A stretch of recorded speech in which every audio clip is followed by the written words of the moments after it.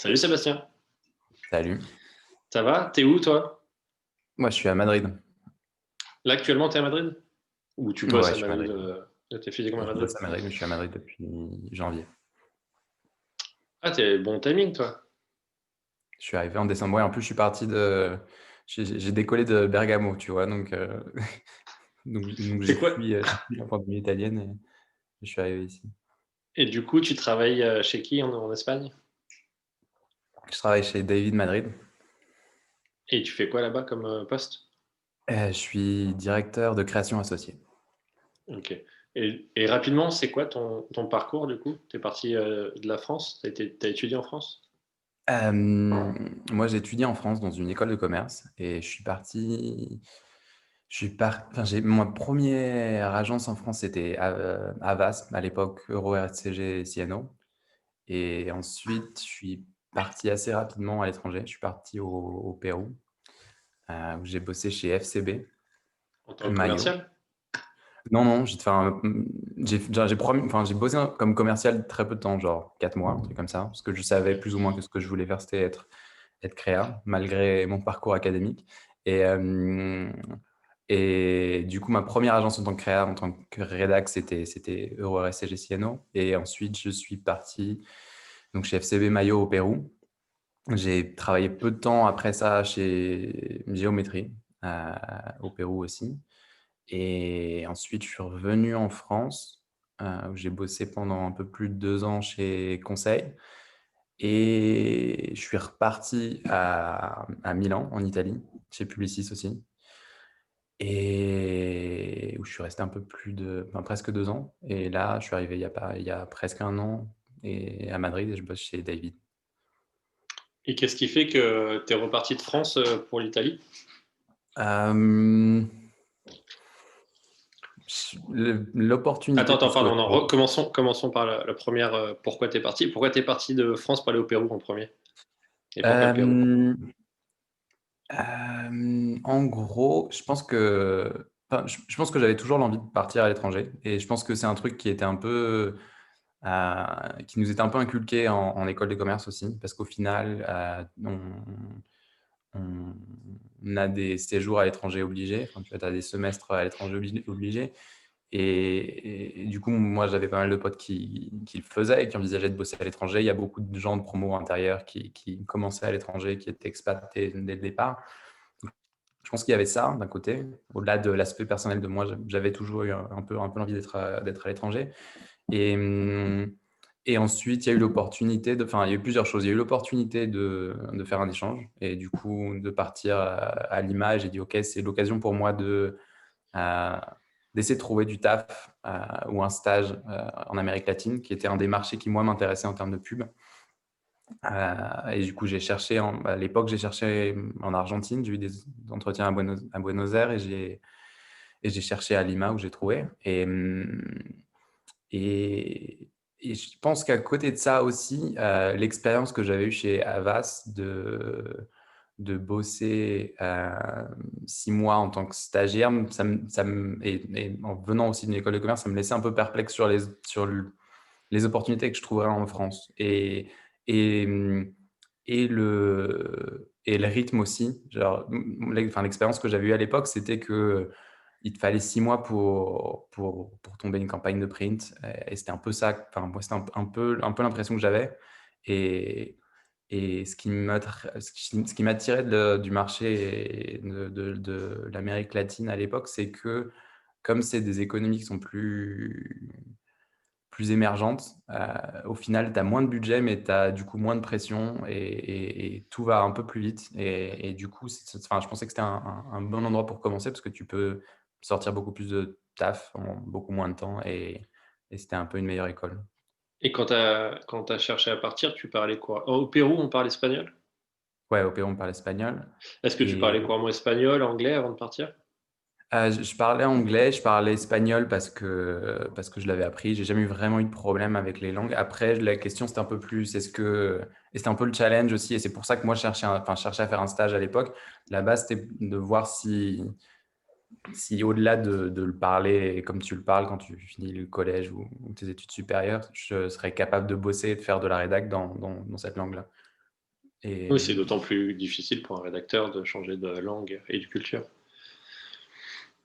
et voilà. Et au final, ça, non, et au final, ça n'a pas trop mal fonctionné. Je pense que, enfin, ce qui s'est passé aussi, c'est que je pense que quand tu es rédac et que tu te retrouves dans une situation où tu bosses complètement dans une langue étrangère, euh, au final, t'es entre, enfin, pour moi, c'était un genre, enfin, c'est une espèce de cours accéléré parce que quand tu n'es pas en train d'écrire en espagnol, tu es en train de brainstorm en espagnol et du coup, ben, Ouais, tu tu es oublies immergé dans la complètement ta culture. langue et des expressions locales.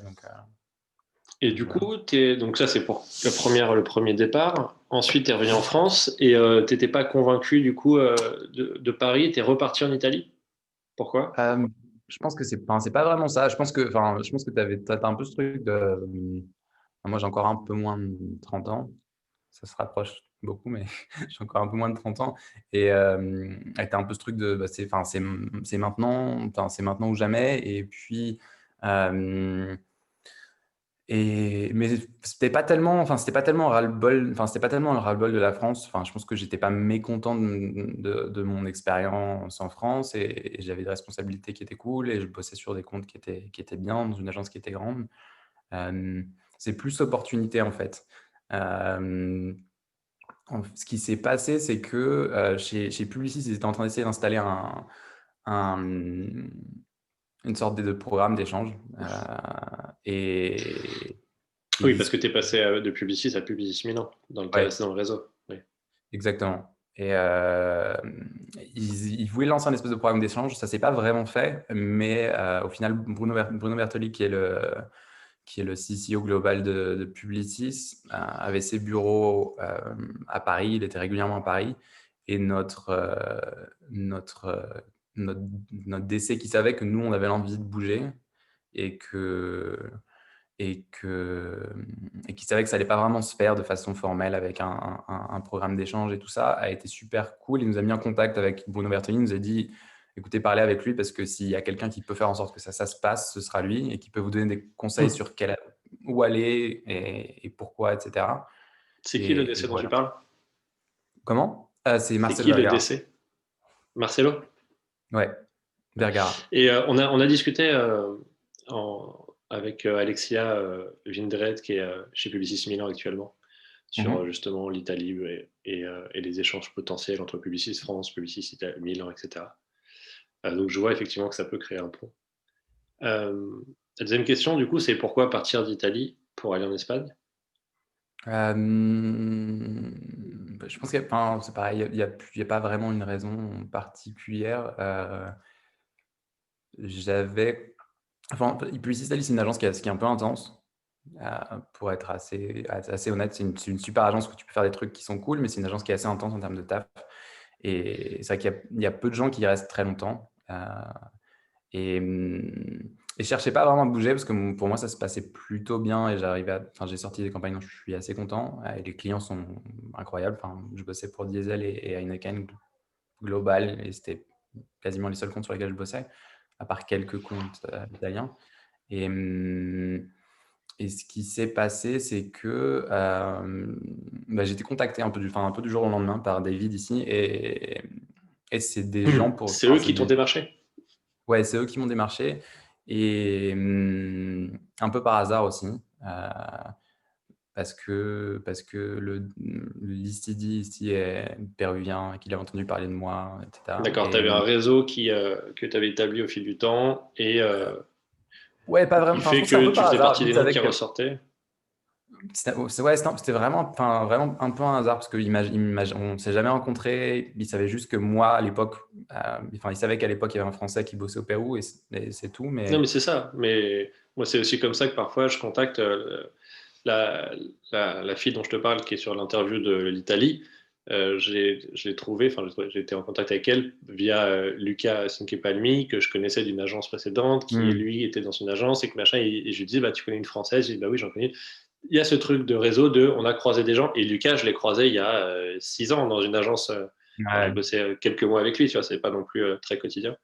Mais en même temps, c'est ça la force du réseau et des connexions. Et tout à l'heure, tu disais, on est parti de Publicis Paris. Tu parles d'un team, tu es avec quelqu'un? Ouais, en fait, à l'époque, je bossais avec Corentin Salignac, qui lui est toujours chez Publicis, qui est un rédac. On était une team de rédac, et qui est toujours chez Publicis Conseil. Mais du coup, quand on était en team, ça se passait super bien, et c'était à nous deux qu'ils avaient proposé de bouger à Milan. On a bougé à Milan tous les deux, et en fait, le deal, c'était c'était vraiment cool comme opportunité, parce que le deal, c'était on part 6 mois je sais plus comment on appelle ça Ouais, c'est les en programmes. c'est un détachement. On partait 6 mois en Ouais, c'est ça. détachement. Et on partait 6 mois en détachement. Et en gros, c'était si ça se passe bien, vous pouvez rester. Et si vous n'avez pas envie de rester, vous pouvez revenir dans les mêmes conditions qu'avant. Ouais, très Donc, bien. c'était un super deal. Lui a décidé pour des raisons perso de rentrer en France. Et Très moi, bien. j'ai décidé de rester en D'accord. Italie. Et tu te retrouves chez David à Madrid? Ouais. Et tu es en Je me team avec retrouve. quelqu'un? Maintenant, non, enfin, j'étais mis en team avec un Colombien. Mais voilà, j'ai pas bougé en team. Et, et non, et pour terminer de répondre à ta question, oui, donc c'était un peu un hasard que je bougeais de Milan à l'Espagne, mais à la fois ça avait du sens parce que je parlais pas vraiment italien, ma femme non plus, ma femme est péruvienne, du coup ça avait du sens, enfin pour nous aussi personnellement, de bouger à D'être Madrid dans un pays hispanique, voilà, enfin parce qu'elle pourrait ibérique. bosser dans sa propre langue, etc. Donc, Elle t'a suivi en France, en Italie, etc. ouais, ouais, ouais. Ok, d'accord. Donc c'est plus logique d'un point de vue familial aussi, de ton point de vue. Et donc tu arrives en fin décembre, fin de l'année dernière quasiment, en Mhm. Espagne, et commence à 2-3 mois après la pandémie mondiale. Et est-ce que du coup l'agence, elle a passé ses effectifs en télétravail?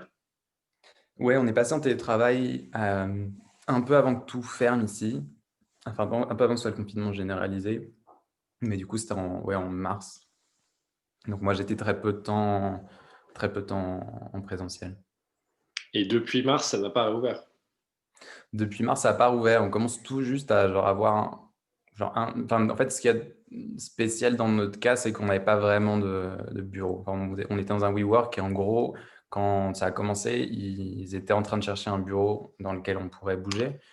L'agence David, ils n'ont pas des bureaux propres pour l'instant? En fait, enfin, c'est une agence qui est super jeune à Madrid. Enfin, ils ont 1 an et demi peut-être. Et, Mhm. et du coup, et qui a grandi super rapidement en fait. Enfin, ils ont commencé, ils étaient, je sais pas, 5 et maintenant on est presque 40. Et, et du coup, moi quand je suis arrivé, peut-être qu'on était une vingtaine. Et en gros, enfin, je sais pas, ils ont commencé dans un WeWork et ils ont genre grossi les locations de salles au fur et à mesure. Et quand moi je suis arrivé, c'était le moment où ils commençaient à chercher des bureaux de part. Mais du coup, comme on était tous en télétravail, c'est pas vraiment de sens. Et maintenant, ils sont en train de faire enfin, ils ont trouvé des bureaux et ils sont en train de faire des travaux. Et ils prennent leur temps parce qu'ils savent que ça va pas être tout de suite qu'on va revenir en présentiel, comme on le faisait avant. Je pense que ce sera peut-être pas avant mars, même plus tard que ça, je pense. Ok. Et toi, du coup, tu es dans une agence qui est internationale ou une agence qui est espagnole, d'un point de vue nationalité Euh, présente? c'est plus une agence internationale. Je pense qu'on a là, alors, enfin, je pense que l'agence a l'aspiration d'être 50-50 parce que tu n'as pas non plus des masses de comptes internationaux en Espagne. Euh, mais je pense, je dirais 75% du boulot qui sort de l'agence est international. Enfin, moi, je bosse principalement pour Milka, qui est pour l'Europe. Du coup, on a Hals qui est pour l'Europe aussi. Après, il y a Burger King où on a différents marchés. On a la France, on a une petite partie de la France, on a Portugal, Espagne,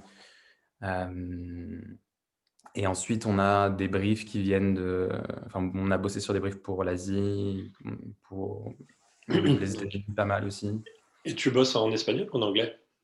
Moi, je bosse principalement enfin, en interne, on parle enfin, principalement espagnol. Après, moi, les comptes et les sujets sur lesquels je bosse, c'est principalement en anglais. Mais en anglais parce que les clients sont anglais ou parce qu'il y a Euh, des personnes dans les équipes qui sont internationales? non, justement, en anglais parce que les clients sont en anglais parce que les clients sont anglais ou parce qu'on bosse c'est sur des sujets qui sont pour plusieurs marchés. Du coup, tout se fait en D'accord. anglais dans un C'est la premier temps et langue après c'est adapté. internationale. Mais en interne, on parle le 90% des effectifs ou 95% des effectifs sont espagnols ou parlent couramment espagnol, donc tout se fait en espagnol. Il y a une question. Ouais, non, Madrid, c'est un peu loin du catalan, de l'espagnol, des variations de langue. Il n'y a pas de question. Tout le monde parle l'espagnol classique comme on l'apprend en France. Ouais, tout le monde parle espagnol classique ici comme on le parle en France. Enfin, après c'est une agence, c'est pareil, c'est une agence qui est un peu atypique en Espagne dans le sens où tu as peut-être que 50% ou moins des effectifs qui sont, non, t'as un peu plus de la moitié des effectifs qui sont espagnols. Et après, il y a énormément de latino-américains, on dit en français. Tout à l'heure, au tout début, là, tu parlais de LATAM. Est-ce que, juste pour expliciter ce que c'est comme sigle, pour les gens qui ne savent LATAM, pas, c'est Amérique latine. ben, tout bêtement. Et, et voilà, non, il y a beaucoup de latino-américains dans l'agence. Il y a des Chiliens, Péruviens, beaucoup de Brésiliens, beaucoup de Colombiens. Et, et, et c'est tout, je crois. Mais ouais, du coup, c'est une agence qui est un peu atypique aussi par rapport à ça. Et du coup, on parle espagnol, mais chacun parle espagnol de sa Son région. espagnol avec ses accents. Tu parlais de l'agence un peu typique dans le marché. En Espagne, quelles sont les villes publicitaires? Est-ce que c'est la seule ville, Madrid, où il y a des agences de pub? Je pense que Madrid, c'est la ville principale. Après Barcelone, c'est aussi un gros marché. Euh, je connais pas très, très, très bien les agences de Barcelone, mais je crois que ce qui se passe, c'est que tu as beaucoup de comptes auto qui sont basés à Barcelone. Donc, tu as beaucoup d'agences qui vivent pas mal de ça. Je crois que tu as peut-être BBDO qui a Audi. Et du coup, c'est une grosse agence à Barcelone, peut-être plus grosse même que BBDO ici. Il se peut que je dise des conneries, hein, mais, mais ouais, tu as quand même un marché assez important à Barcelone euh, parce que la Catalogne, c'est une communauté indépendante qui est importante en Espagne économiquement, et parce que je crois qu'il y a ça aussi, que tu as pas mal de gros clients qui sont basés là-bas, et notamment des gros clients automobiles. Tu as Seat aussi, par exemple. Oui, c'est là où, quand je parlais de Catalan avec Madrid, c'est pas le pays, c'est pas la ville qui a vraiment une influence très catalane, mais du coup, j'imagine que pour le coup, Barcelone, tu as plus cette question-là d'espagnol un peu différent. Madrid et Barcelone, c'est des villes publicitaires de quelle taille? C'est quoi la taille d'une agence moyenne ou la plus grosse? Hmm. Je ne saurais pas vraiment te dire. Je pense que tu n'arrives jamais vraiment à avoir des effectifs comme tu en as à Paris. Euh, David, c'est une petite agence, c'est une grande agence en Espagne. non, David, c'est une petite agence en Espagne. Tu as des agences comme. Enfin, je pense que tu as BBDO, DDB. Tu as des agences qui étaient des agences indépendantes, mais qui ont été rachetées par des groupes genre Shackleton, Señora, Rushmore, qui sont toutes des grosses agences, mais je pense que tu n'as pas. Enfin, Ogilvy, c'est une grosse agence aussi. TBWA, c'est une grosse agence, mais je pense que ça doit rarement aller au-dessus de 500 personnes. La plus grosse, ce serait laquelle? Hmm, Ou l'une des plus grosses? une de celles que je t'ai dit, je crois. Enfin, Genre Ogilvy à Madrid, il serait 500. ouais, À peu près, hein. Non, peut-être. mais c'est ou Peut-être. 400, Je ne mais saurais pas vraiment dire. Je pense, enfin, je te dirais que ça, c'est entre 200 et entre 500. Enfin, les plus entre grosses, je dirais 200 que et ça 500. va dans Pardon. ces effectifs-là. Mais tu n'as pas des grosses agences type BETC, enfin, tu n'as pas des monstres type BETC ou Publicis Conseil, enfin, Publicis Group en France où tu as presque 1000 employés, quoi. Ça n'existe pas vraiment ici, je pense. Mais tu as quand même des agences entre 3 Mais il y a et quand même des grosses, 500 grosses agences qui ont beaucoup de comptes, importants. qui sont les américaines qu'on peut retrouver à Paris. Globalement, ouais, t'as pas de grosses indépendantes. Comme je te disais, t'as deux agences indépendantes qui ont été rachetées par des groupes et du coup qui sont assez grosses, mais ça reste du DDB ou du WPP, enfin du Omnicom ou du WPP. Et comment ça se passe, le rythme des journées en agence? C'est plus. C'est pas comme. Enfin, c'est bizarre. C'est genre les. C'est assez espagnol. Enfin, je pense que si tu. C'est compliqué pour moi de répondre à cette question-là aussi parce que, encore une fois, je pense que je pense dans une des agences qui est pas vraiment espagnole. Mais. Mais. Et de ce que euh, tu vois de la plupart des créatifs espagnols, si on fait une forme de moyenne. je dirais que c'est un petit peu plus tranquille qu'en France. Euh, mais ça reste une agence latine. Donc, enfin, moi, je sens que, enfin, tu vois, que c'est pas comme à Amsterdam ou à Londres où t'as un respect, où c'est un peu plus normé sur les horaires. Je pense que c'est un peu comme Paris et Milan où enfin, tu vas plus régulièrement faire des horaires plus longs, etc. Après, comme c'est l'Espagne, c'est un peu bizarre. Je pense que quand tu bosses dans une agence euh, vraiment espagnole, les gens se prennent des pauses déj super longues. Les gens ont tendance à arriver super tard et du coup partir un peu plus tard. En été, dans les agences qui sont purement espagnoles, tu as des horaires d'été et du Ça donne coup, quoi, par exemple? ça donne que tu bosses quasiment pas l'après-midi. Genre, tu viens plus tôt le matin, mais tu pars peut-être à 15 heures ou un truc comme ça. Et je crois que c'est Parce tous qu'il les fait trop jours. chaud? Non. Parce que c'est le mode de vie? Peut-être qu'à un moment, c'était pour ça. C'est C'est plus un mode plus. de vie, en fait.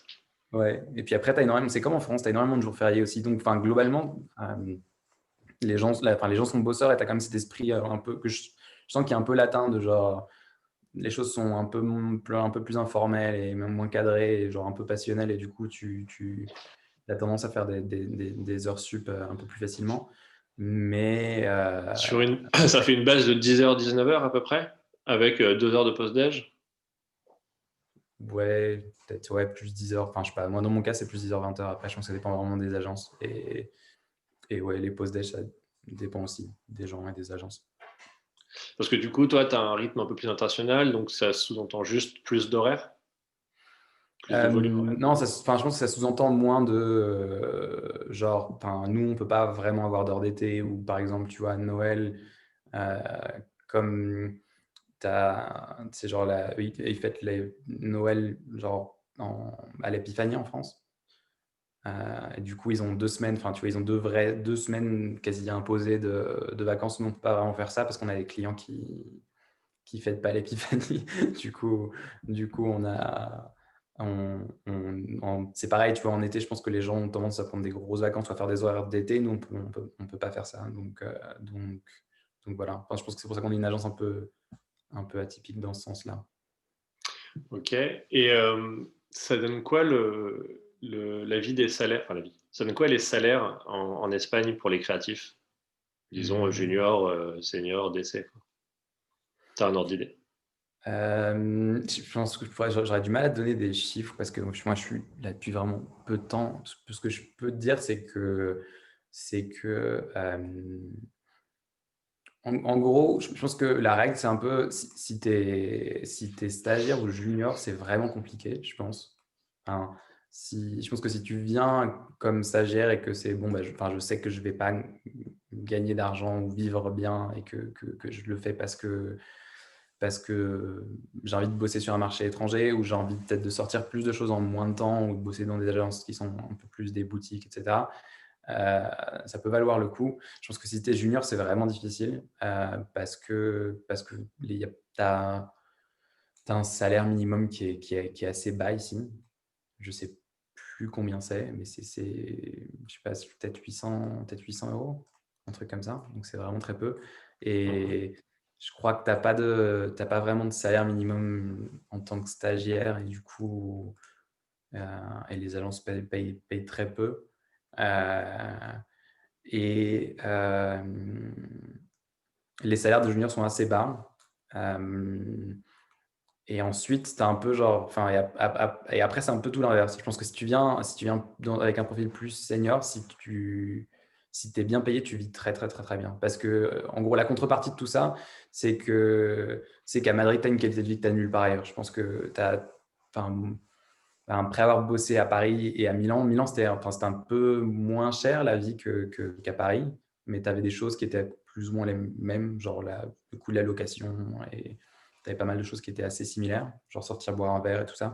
Mais en Espagne, enfin, la vie coûte rien, donc tu as une qualité de vie qui est incomparable. Et tu C'est as quoi, des par différences. exemple, un 60 mètres carrés à Madrid? Ça coûte combien en loyer? Euh, je- Là, pour ce que je paye à Paris, enfin, là, je paye 900 balles pour peut-être, ouais, 60 mètres carrés, un truc comme ça. Donc, j'ai le double d'espace par rapport à ce que j'avais à Paris pour le même prix, et en plein Mhm. centre. Et Ok. là, non, enfin, tu vois, pour te donner un autre exemple, enfin, la plupart de mes potes, peut-être 50% de mes potes ont une terrasse et ils payent tout juste au-dessus de 1000 balles.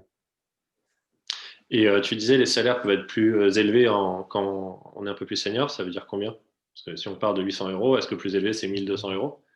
Je crois que non, je pense que, je sais pas, en annuel brut, je crois que, enfin, ce que j'ai cru comprendre, c'est que genre quand t'es DC, t'es payé entre 70 et 100. Donc c'est peut-être, enfin, tu vois, je sais pas si tu compares à la France, c'est pas beaucoup, mais quand tu penses à ce que te coûte la vie ici, à ce que te coûte sortir boire un verre parce qu'une bière ça te coûte 2 balles, enfin une pinte ça te coûte 2 balles, ce que te coûte sortir manger dans un resto comparé à Paris, enfin, enfin, tu vis vraiment comme un roi ici si tu as un salaire correct. Et je pense que si tu es senior, tu as assez rapidement un salaire correct par rapport à la que tu. Parce que tu cites un salaire brut, il y a des taxes différentes en Espagne qu'en France. Je sais qu'en Euh, Belgique, en Bruxelles, les taxes sont très différentes, mais est-ce que c'est le cas entre un salaire brut annoncé et un salaire net? euh, Là où non, tu je vas trouve que c'est toucher assez 5 000 similaire. euros en France, en brut, tu vas toucher 3 800 en net à peu près, pour donner un ordre d'idée. Hmm, je pense que c'est assez, non, je pense que c'est assez similaire à la France. Je crois qu'en Italie, ça taxait plus. Je crois que c'est assez similaire à la France ici. Et maintenant, c'est la même chose dans le sens où tu as le prélèvement à la source et voilà. Mais Et du coup, non, 5 000 euros brut par mois, c'est un salaire de senior en Espagne, DC. hmm, Enfin, 5 000, ça fait 60 000 net, brut à l'année. Les seniors sont un petit peu autour de ça. non, je pense que quand tu es senior, tu gagnes plus. Enfin, je pense que quand tu es DC, tu dois peut-être gagner ça. Enfin, je te dis ce que je enfin, j'ai aucune idée de combien c'est mensuel, mais genre 70 000 à 100 000 bruts quand tu es DC. Et je pense que ça dépend de l'expérience que tu as. Et après, je pense que quand tu es senior, ça va plus tourner autour de genre 2000, 2005 net mensuel. C'est Et hyper difficile de parler d'argent parce que, surtout avec tous les pays latins, enfin, en général, même dans le monde, parce qu'en vrai, aux États-Unis et en Amsterdam, c'est pareil, c'est que les entreprises n'ont pas beaucoup d'intérêt à ce que les gens connaissent le salaire des autres et donc divisent un peu l'information. Et du coup, c'est compliqué parce qu'on ne sait pas trop qui touche combien et on sait, et même nos potes, c'est difficile de savoir. Mais c'est pour avoir un ordre d'idée approximatif parce que forcément, en fonction de ton expérience, en fonction de l'agence dans laquelle tu bosses, de tes prix, de ton âge, etc., et de si on vient de chercher ou pas, ta négo, elle est plus ou moins élevée, mais tu auras rarement un salaire de décès en étant senior. Enfin, il y a toujours un petit peu quand même une fourchette. ouais, moi, enfin, Et, je te dis, genre, le peu d'infos que j'ai, tu vois, je pense que, parce que je suis ici depuis assez peu de temps aussi, et c'est vrai que, enfin, c'est un peu comme partout, c'est assez flou. Mais ouais, enfin, je pense que, enfin, le résumé, c'est un peu ce que je te disais, qu'au final, tu as une qualité de vie qui compense pas mal quand tu as un salaire, quand tu as un salaire correct. Donc, je pense que quand tu as un niveau plus mid-senior d'essai, ici, tu vis hyper bien. Enfin, tu vis hyper bien. Moi, le, enfin, un peu le témoignage que j'avais eu de Marcelo Vergara qui a vécu très très longtemps ici. qui me disait que tu peux pas vivre mieux. Enfin, et t'as beaucoup de gens qui disent. Enfin, il y a un autre mec qui disait que c'était le secret le mieux gardé d'Europe, le Madrid, parce que vraiment tu vis de façon incroyable, quoi. Et si tu as un salaire correct, tu vis Tu vis encore mieux, bien. parce que tu Et as une différence, quoi. il y a beaucoup de Français en Espagne, de créatifs français. Il y a un groupe de créa français. Que je sache, non. Peut-être qu'il y en a, mais je suis pas sûr. Il y a très peu de Français en général, en dehors de la France, dans Non, je les pense qu'il y a agences. enfin, à Madrid, il y Mais a une communauté de Français parce que j'en entends régulièrement dans la rue. je parle de créatifs, hein, créatifs De publicitaires. Des créatifs. Ah oui, des Français, créatifs dans le monde. ça, il y en a un peu partout autour de la France limitrophe, mais en Non, de créatifs, créatif c'est vrai. français, j'en connais très peu dans le sud. Non, c'est vrai que, enfin, je pense que c'est ce que tu disais très bien dans une autre interview. Je pense que c'est pour ça aussi que c'est bien que tu fasses ce que tu es en train de faire. C'est que, enfin, moi, c'était un peu toujours l'impression que j'avais. Enfin, avant de partir, en revenant aussi, où j'essayais peut-être, tu vois, genre, de rentrer en contact avec des décès qui avaient été un peu dans la même situation que moi, donc qui étaient partis, qui étaient revenus, etc. Il y en a pas des masses. Et l'impression que j'ai aussi, c'est que t'as très peu de créas qui partent dès le départ, tu vois, ou genre tôt dans leur carrière. J'ai l'impression que c'est plus genre tu fais le taf ou tu commences à avoir fait quelques campagnes qui sont reconnues, etc. Et tu vas aux Tu États-Unis te vends ou. plus facilement à l'étranger une fois que tu as effectivement un portfolio plus conséquent. Hmm. Et l'envie d'avoir un plus gros salaire. Ça marche aussi avec ça. Et en discutant avec. Enfin, il y a eu aussi ce truc, de toute manière, c'est ce qui est arrivé, de ce qui drive aussi un peu les nationalités en dehors de leur pays, c'est les directeurs de création. C'est-à-dire que je pense que s'il n'y avait pas eu ces directeurs de création italiens chez Publicis, il y aurait eu moins eu ces mouvements. Tu vois, chez Marcel, il y a des créatifs qui viennent d'Italie, parce qu'il y a des connexions entre que ce soit Marco ou Venturelli ou Bertoli. Tu as ce truc de forcément ça drive à droite, à gauche. On me disait qu'il y a une agence où il y avait beaucoup de Roumains, Publicis Milan. Hmm. Et je disais, mais pourquoi? Et en fait, parce qu'un directeur de création qui est roumain, et du coup, ça drive. Comme toi, tu dis, il y a beaucoup de Colombiens, d'Amérique latine à Madrid. Au-delà de la langue parlée, je pense que c'est très lié au directeur de création du réseau David. Parce que David, c'est un réseau, il y a plusieurs agences. Ouais, il y a 4 agences. La plus jeune, c'est Madrid. Et après, c'est des petites agences. Enfin, tu as rarement plus de 50 personnes, je pense, dans ces agences-là. Je pense que Miami, ils ont plus ou moins le même effectif que nous. Peut-être que l'agence au Brésil, c'est la plus grande. Et l'Argentine, c'est plus petit. Je crois qu'il devrait être pas plus de 20. Il n'y en a pas une dans le Nord aussi, en Suède? Non, non, Non, t'as Ingo, qui est une agence c'est ça. indépendante de Qui avait bossé Nouvelle-Calédonie. sur le Moldy Burger de Burger King, Moldy Ouais. Whopper. Mhm. Il y avait David dans les crédits, je me souviens. Ouais. Enfin, c'était un partenariat avec plusieurs agences. Est-ce que du coup, toi, culturellement, même si tu es passé par Paris et tu arrives d'Italie, est-ce qu'il y a des trucs qui te manquent ou qui te gênent en Espagne? Même si ton Hmm. année est un peu particulière parce que c'est une année pandémie, mais quand bien même. Pas tellement. Enfin, moi, enfin, je pense que c'était le cas. C'était le cas quand j'étais enfin, je pense que j'ai un peu fait les crash tests avec le Pérou. Je pense que tu pouvais pas être Parti loin. plus dépaysé qu'au Pérou. Et je pense que là-bas, j'avais vraiment un choc culturel. Et je pense qu'après, j'ai bossé 3 ans là-bas. Donc après 3 ans, avoir bossé là-bas, j'avais vraiment une espèce de besoin de revenir en France, ou de bouger en tout cas. Euh, et du coup, enfin, pour moi, enfin, tu vas avoir bossé en Italie, maintenant bosser à Madrid, enfin, c'est vraiment simple, quoi. Parce que c'est l'Europe, parce que c'est un mode de vie qui est hyper, qui est très similaire, et parce qu'au final, tu as pas mal de culture ou de choses françaises, plus à Madrid qu'à Milan encore, que tu retrouves. Mais c'est vrai que, enfin, ici, tu as des boulangeries qui sont très bien. Et c'est vrai que, enfin, c'est des modes de vie qui sont très similaires, et c'est tout. Enfin, et comme c'est l'Europe, c'est super simple. Enfin, t'as pas de problème de visa, t'as pas de.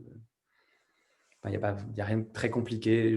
Les systèmes de santé sont assez similaires. Donc, À Ça chaque fois, tu as te... des démarches administratives qui sont différentes, mais c'est assez rapide et simple.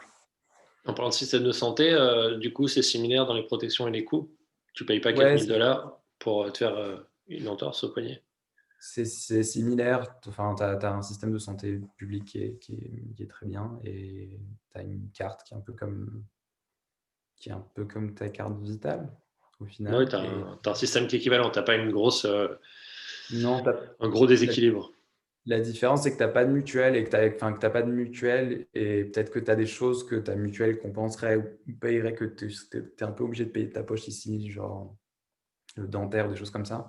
Enfin, et, mais quoi d'autre Et après, l'autre différence, c'est que tu as pas mal de. Mais je pense que c'est un peu dû à. Enfin, je pense que c'est un peu dû à la crise qu'il y a eu ici, etc. Mais tu as plus de choses. Enfin, tu as plus de d'organismes de santé privés. Donc, tu as pas mal. Enfin, tu as des gens qui disent. Enfin, qui se disent, OK, je vais payer tant, tant d'argent à l'année pour avoir accès à des cliniques privées, etc. Donc, Il y a une protection du droit du travail en Espagne. C'est-à-dire que tu as un CDI, enfin, il y a des CDI, tu as des contrats où ouais, tu pars du jour au lendemain. c'est pareil. Je pense que c'est assez similaire. Tu as CDD, CDI ici.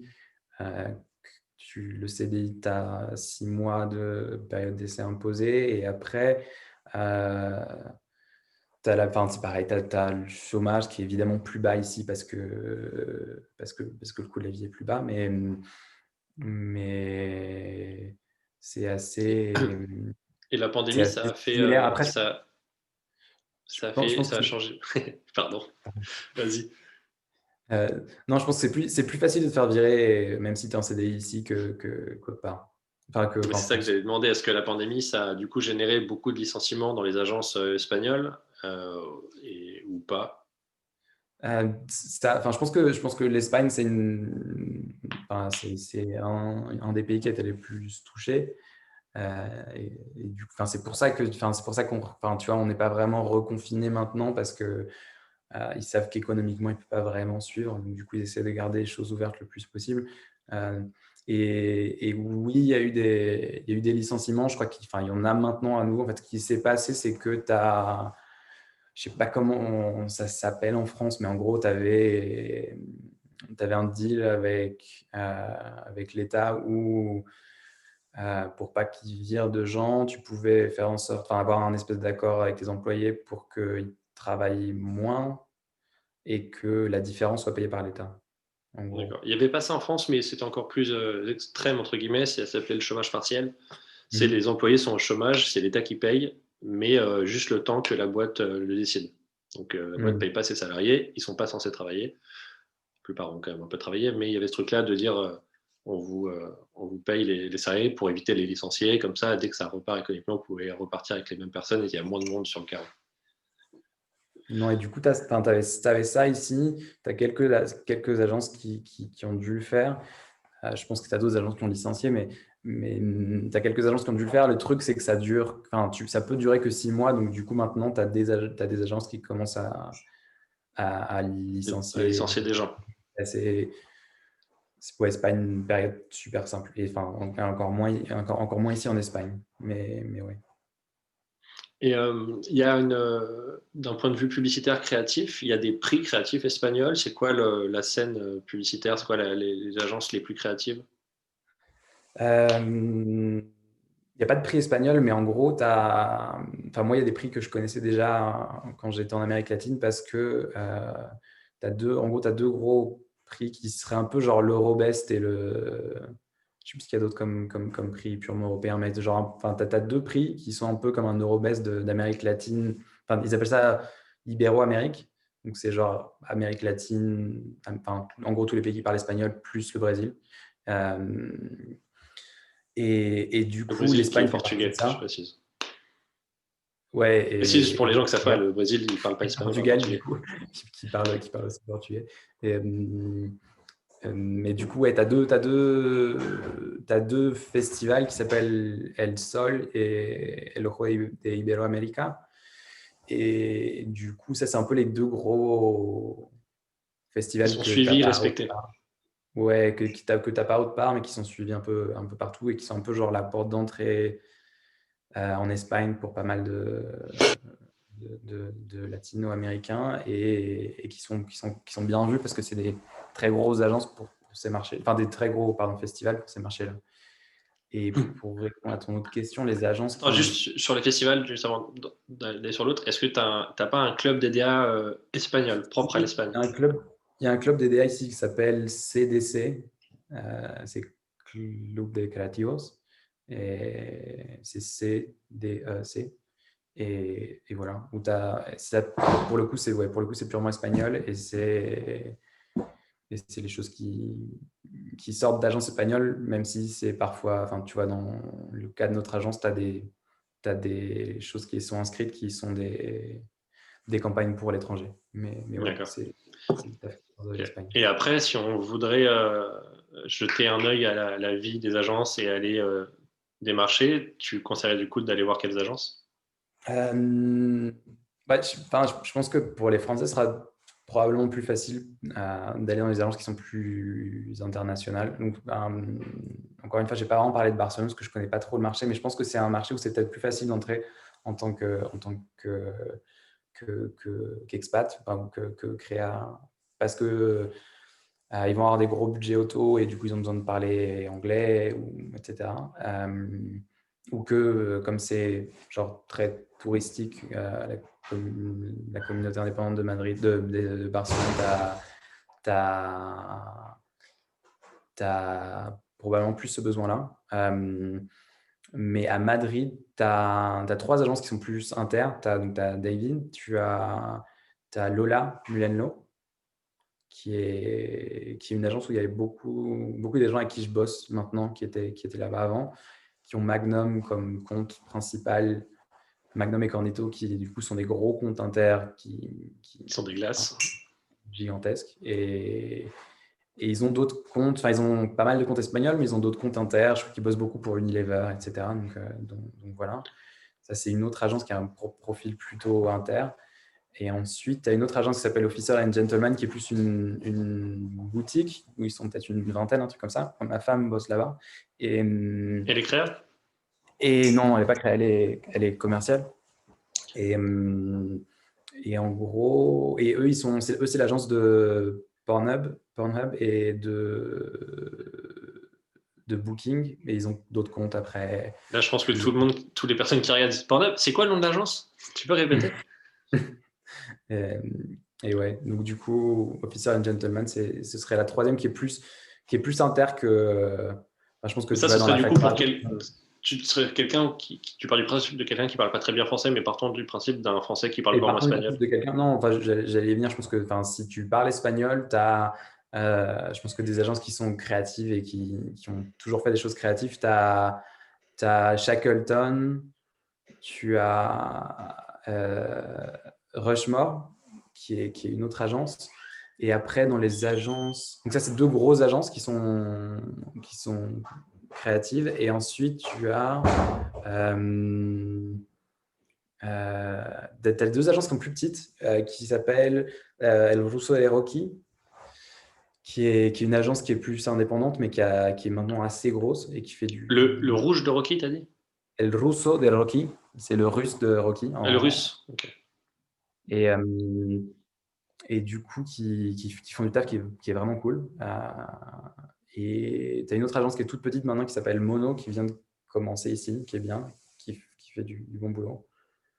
Mais tu as pas mal de. Je pense que de ce point de vue-là, c'est un marché qui est assez similaire. Enfin, tu n'as pas genre forcément des grosses agences hyper créatives comme tu auras en France ou qui ont des gros budgets qui, du coup, ont une exposition grosse. Tu vois, je pense tu vois, quand tu penses à, je sais pas, DDB, Rosa Parks, Buzzman, BETC en France, ou Romance, tu n'as peut-être pas forcément genre des budgets genre Ubisoft qui vont faire que tes campagnes vont faire le tour du monde, mais je pense que c'est une agence c'est un marché, le marché espagnol qui est cool. Si tu le compares à, par exemple, l'Italie, où genre l'Italie, c'est un peu, tu as Publicis, tu as Dude et c'est tout. Genre ici, tu as peut-être genre 2-3 agences qui se démarquent, mais tu as quand même un niveau qui est assez correct et tu as beaucoup d'agences qui font des choses qui sont bien. Et je crois que l'Espagne, quasiment tous les autres, quasiment tous les ans, tu as une agence qui prend un grand prix à Cannes, mais c'est jamais vraiment la même. C'est toujours un peu inattendu. Donc c'est assez, c'est assez équilibré. Mais moi, je dirais que enfin, je sais pas, celles qui me semblent les plus cool où bosser aujourd'hui, je sais pas, je dirais ces 4 premières que j'ai mentionnées. David, Lola, Officer and Gentleman et El Russo de Rocky. Ok, très bien. Merci. Est-ce que tu trouves que c'est facile de s'intégrer culturellement, socialement? C'est-à-dire que si tu arrives et que tu connais pas grand monde, parce que toi, tu arrives avec ta femme et en plus, vous avez une expérience latine précédente, vous parlez couramment espagnol. Mais quelqu'un qui, même s'il parle couramment espagnol, mais qui a toujours vécu en France, est-ce que socialement, c'est facile d'interagir maintenant qu'on a tous vu l'auberge espagnole? Ouais, enfin, moi, quand j'étais revenu d'Amérique latine, j'étais passé par Madrid et enfin, moi, j'ai trouvé la ville vraiment cool. Parce que je connaissais pas, en fait. Enfin, je pense que tu as beaucoup de Français qui connaissent pas forcément Madrid parce que tu es plus tenté d'aller à Barcelone ou tu connais plus peut-être la Catalogne. Et, et j'ai été super attiré par la ville et c'est une ville qui est super accueillante, en fait. Enfin, les gens sont super accueillants. Je crois qu'ils avaient même, enfin, le logo de la ville, à un moment, c'était un, comment on Un appelle pouce, ça? Un câlin, genre, non, des un trucs comme ça. hug. C'est pas très Covid-friendly, mais à une époque, c'était ça. Et, et du coup, et du coup, les gens sont super accueillants.